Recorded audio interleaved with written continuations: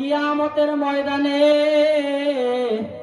আল্লাহ তাআলা পাক্কা ঈমানদারদেরকে বিনা হিসাবে জান্নাতে প্রবেশ করাইয়া দিবেন। যারা কুফরি অবলম্বন করেছে, আল্লাহর সাথে কুফরি করেছে, কাফের সম্প্রদায়, তাদেরকে আল্লাহ তাআলা বিনা হিসাবে জাহান্নামে প্রবেশ করাইয়া দিবেন।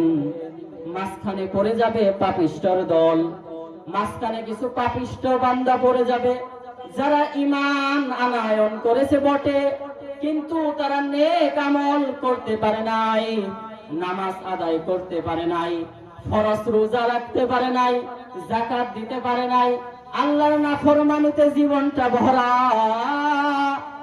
নিজের সন্তানদেরকে দিন শিক্ষা দিতে ব্যর্থ হয়েছে। এইরকম কিছু পাপিষ্ঠ বান্দা মাঝখানে পড়ে যাবে।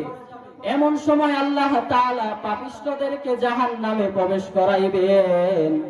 পাপিষ্ঠরা জাহান্নামে জ্বলতে জ্বলতে এমন একটা সময় আসবে, আল্লাহর এই পাপিষ্ঠ বান্দারা আগুনে জ্বলতে জ্বলতে অঙ্গার হইয়া যাবে।